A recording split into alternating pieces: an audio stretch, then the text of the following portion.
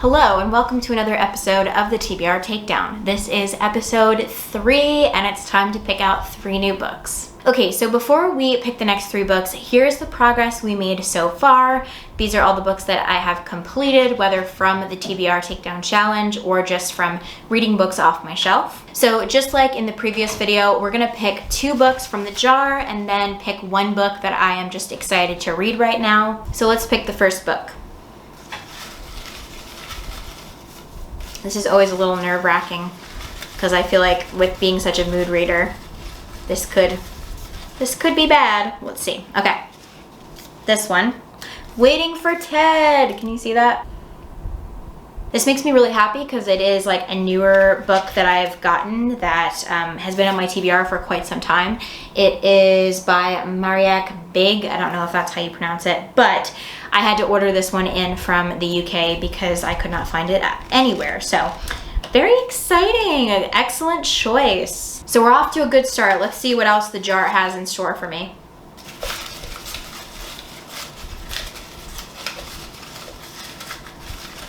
This one. Okay.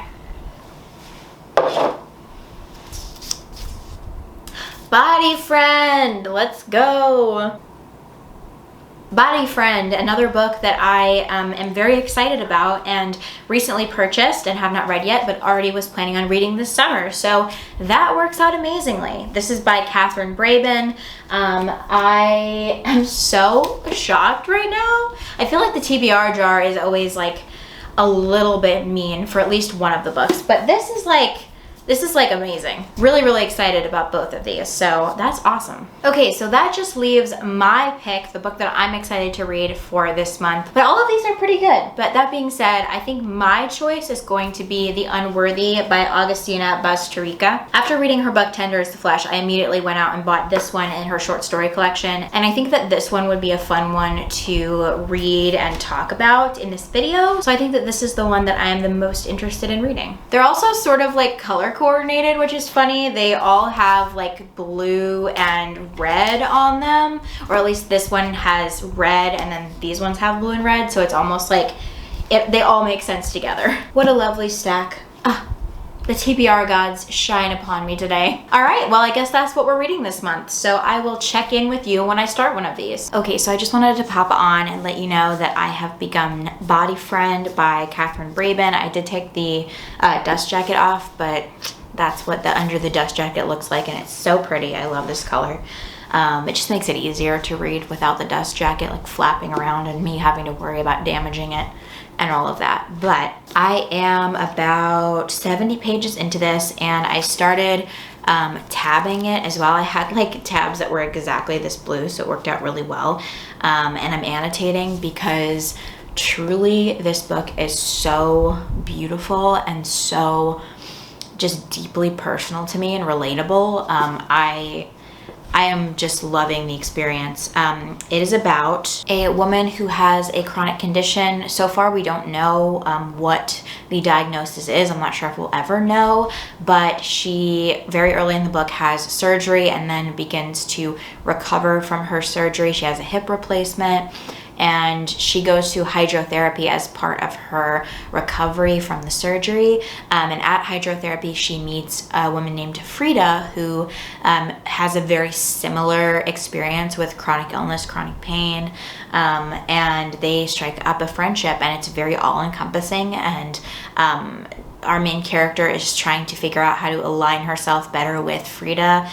She sort of is going through the world trying to align herself with different people's bodies. So like her boyfriend Thomas or Tamaz or something like that, I'm not sure how to pronounce it, she tries to align herself with him at first and that doesn't work very well, and then she's trying to align herself with Frida and sort of going about her life in accordance with the person's practices and how they handle their body, because she just doesn't feel like she knows how to exist in her body, and so she's looking for external ways to handle that and people to model off of. So it's very interesting, and so many of the comments that she makes about her body and about the experience of chronic pain are so entirely relatable. She talks about how she's about to go to the hospital and she can use that as an excuse to not do things. She says, I liked this time of strict expectations, lifting away of the public skin. So she's talking about how it is so much easier to decline things when you have this legitimate reason for your pain or way to validate your pain, instead of saying, I'm in pain, I don't want to do this thing today. And I can relate to that so much. But later on, she says, perhaps it's truer to think of participation in productivity as a small sidestep from oppression. And I just was like, wow, I just need to like sit with that for a while, because that is just so powerful and interesting. She has all of these really interesting little comments on society and expectations of the body and productivity, and how she just sort of wants to exist and be able to be honest with people, or just do what she feels she needs to do for her body without feeling judged or feeling like she's lacking in productivity. So it's so interesting and so deeply relatable, and I'm just having such a good time with it, in the sense that like it is making me think really hard, and it's making me feel so much. It is not a light read in my opinion, but it is a read that I am really enjoying sitting with so far. So absolutely loving it, having a great time, and yeah, just thought I would pop on and update you on that. Hopefully I'll be all done with this one soon. It's moving pretty quickly, even though the writing is very lyrical and beautiful, and I am sort of taking my time with it. It's not a difficult read, and it is going pretty quickly. So yeah, that is the update for Body Friend, and I am obsessed with it, so I will let you know when I have more to say about that. Okay, so I have finished Body Friend by Catherine Braben, and I have some thoughts. This book touched me and moved me in ways that I didn't think possible. It was a book that I knew was going to be intense and was going to be meaningful, but I didn't realize just how much this book would mean to me. But my goodness, I'm so happy that I read this and that I found it when I did. It came to me at like the perfect time. I needed this so badly, and it was so meaningful to me. So basically, the book follows an unnamed main character who has an unnamed illness, chronic illness, and she meets these two different friends, Frida and Sylvia. And from my understanding, Frida and Sylvia are based on Frida Kahlo and Sylvia Plath, just given that they have been mentioned in the book. And each friend has a different thought process and way of dealing with their chronic pain. Frida is all about movement and continuing the momentum and making sure that she doesn't, give up, quote unquote, on improving her body and making herself feel better. And Sylvia is content to rest and sit and talk about her experience and her pain and just take the rest that she needs. However, both of their lifestyles are unsustainable in some way for the unnamed main character. She spends time with Frida, and it's uncomfortable at first, but then it feels good in her body and feels good morally. She feels like a good person for trying. She's rewarded by other people's praise for trying to get better, but it becomes unsustainable, and she no longer wants to go swimming, and she goes to Sylvia and sits, and it feels really good to sit and just relax and talk about her pain with someone else who understands. But then she gets really stiff and really depressed and angry at Sylvia for making her do this, and then she vacillates back between them again. So it is showing the cyclical nature of chronic pain through these two characters and the different ways that pain and pain management is moralized. So if you're someone who has a chronic condition or a disability, you would understand that people believe that they can just tell you, you should try this thing, you should do this thing, and it will help you and it will be better.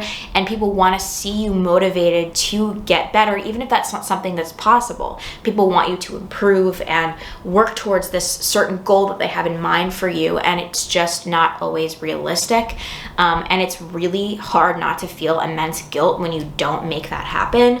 And so there's this idea of this moral goodness that comes with movement and effort and trying, and this kind of sinful nature almost involved in, there's a sin called sloth, right? Like rest is demonized, and in this book, Sylvia is sort of villainized in her sections, because she does cause the narrator to just sit and rest and be, and that's not always the best choice either, but there is more nuance to one is good and one is bad, and that's sort of where we end up at the end. But the book is very introspective, and her musings on her pain are just so relatable and so enlightening. Like, I just feel like she put words to so many things that I struggle to explain about having a chronic pain and the experience of that, and the way that people feel about you and look at you, and the way that people treat you, and whether or not they believe you. Like, there are so many things in this book, so many highlights. I tabbed the absolute heck out of it because there's just so many things that I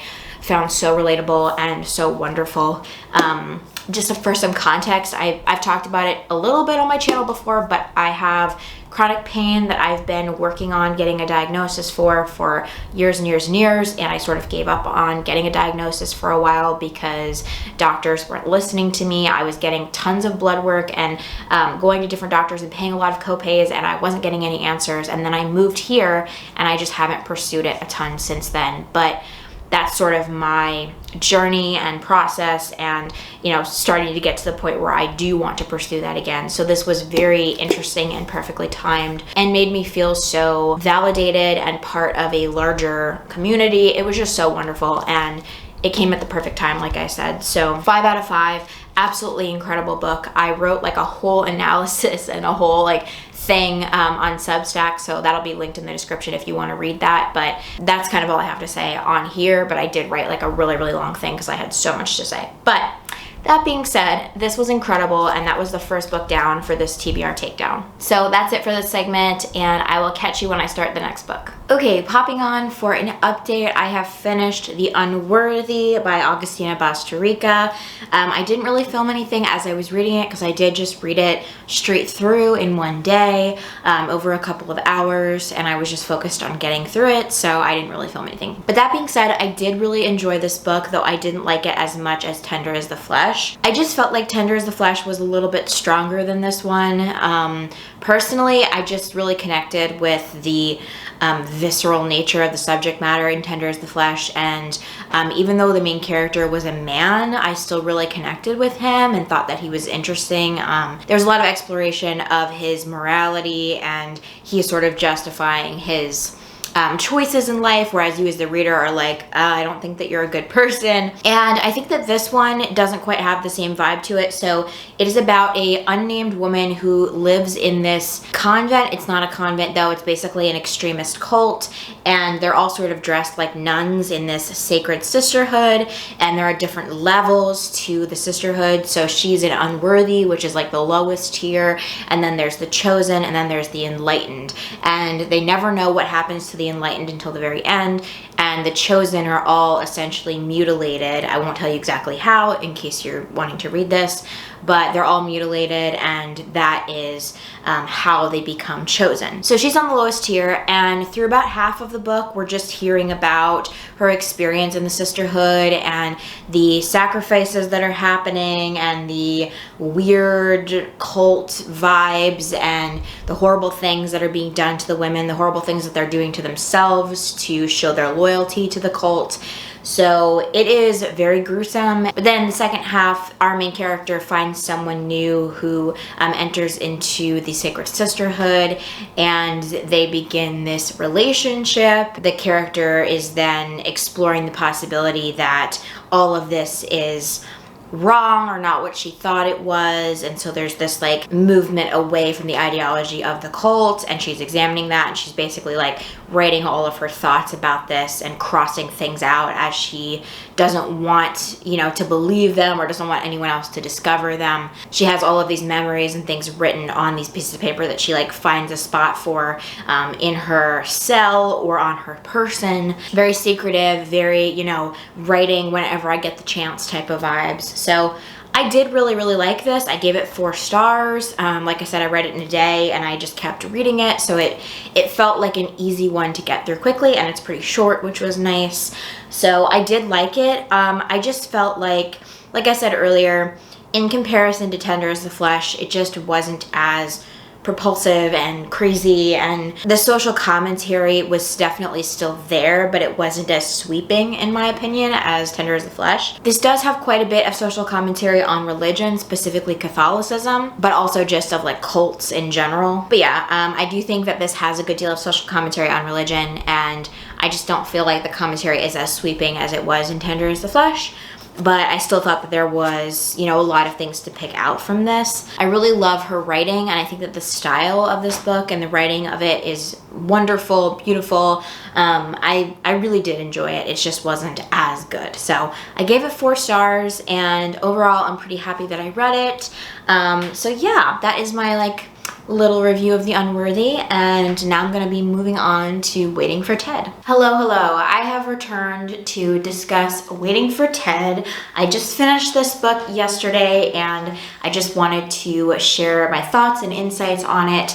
Unfortunately, I really did not love this one.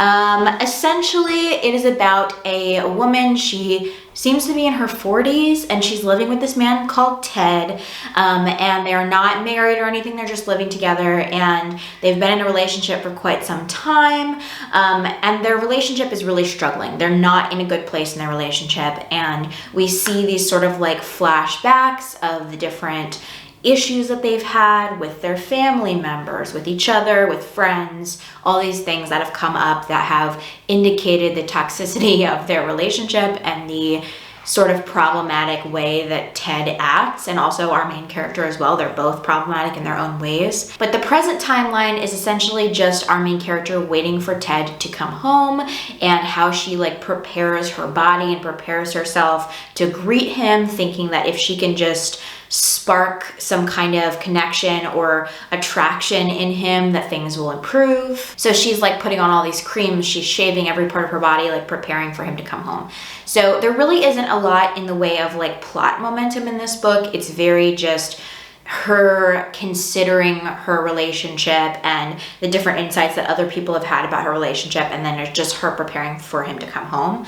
One of the like main plot points in this book is over a seating situation. So the thing about the main character is that she is obsessed with Instagram, and she's obsessed with interior design, and her Instagram platform is essentially just her posting pictures of her interior space in her home, and she always is trying to buy and thrift and find new pieces of furniture. And Ted really wants her to stop, and wants her to stop engaging in Instagram, wants her to stop buying things. And she's just obsessed with getting that beautiful picture that she can share and that people will love online. But she's sort of acting like this trad wife, and she's sort of acting like a 50s housewife. So the biggest argument that they have is about her buying this lounge and bringing it into the house, and he feels like he's been disrespected, and she's not listening to him and not respecting him and not doing what he wants her to do. And the lounge is sort of like a symbol of all of the problems in their relationship and the toxic dynamics between the two of them. So yeah, I mean, I feel like I said all that, and it doesn't feel like spoilers, but that's like 90% of the plot of this book. It's really not particularly interesting in terms of the plot. The last couple of pages get really wacky, and I'm not going to tell you how that goes or anything, because that is like the one thing that like would genuinely feel like a spoiler, because it just gets like, what the heck, like total diversion from the rest of the book and weird. I don't know that I liked that, because I felt like it wasn't really building to that. It just kind of came out of nowhere and just seemed a little bit confusing and odd with the pattern of the story. All that to say, as you can probably tell, I did not like this book. I gave it 2 stars. The thing that really bothered me the most about this book was how one-dimensional the characters were. Our main character was very one-dimensional. She's just obsessed with Instagram and about perfecting this image, and that is not even that interesting of a concept in and of itself, but I've seen it done better in other books, like The Shame by McKenna Goodman. There's like some Instagram obsession there, and that is done in a way that doesn't feel so annoying or one-dimensional. There are literally paragraphs of just straight up hashtags in this book, which is annoying to say the least. But Ted is also very one-dimensional. He's kind of just like a deadbeat asshole boyfriend type of guy, and the mother-in-law is very stereotypical mother-in-law, like, that's my little boy, and you know, he shouldn't be dating this horrible woman, and there's no like interest in that. It's very just like cliche of like how you would think of the toxic mother-in-law being. We see her interacting with a couple of friends, and they're also walking stereotypes. You have a friend who is just the weird, quirky tarot reading lady, and then you have the friend who's the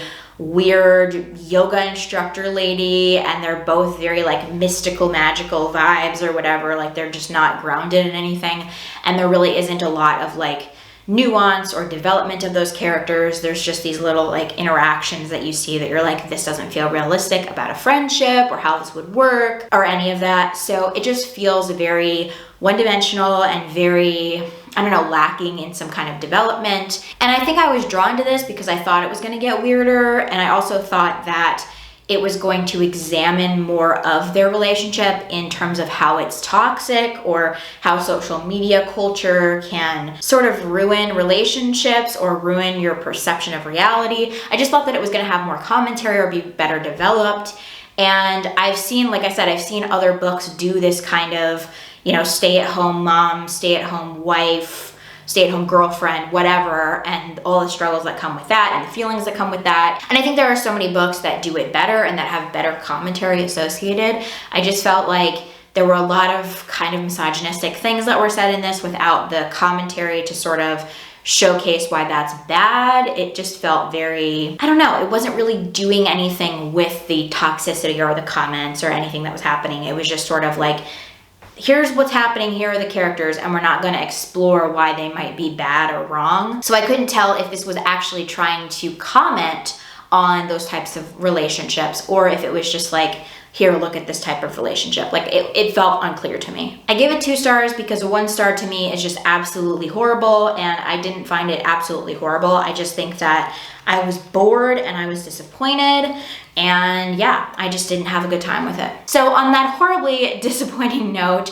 those are all of the books that I read for this TBR Takedown. It was kind of a up and down sort of video, I think. I had a high and I had a low, but they can't all be winners, and I did have a winner in here, so that's fine. But yeah, that is episode 3 of the TBR Takedown. If you're interested in following along with this series, subscribe to my channel, and I have the playlist of the other TBR Takedowns linked below if you want to binge that or check them all out. Thank you so much for watching this video and supporting the channel, and I will see you in the next one.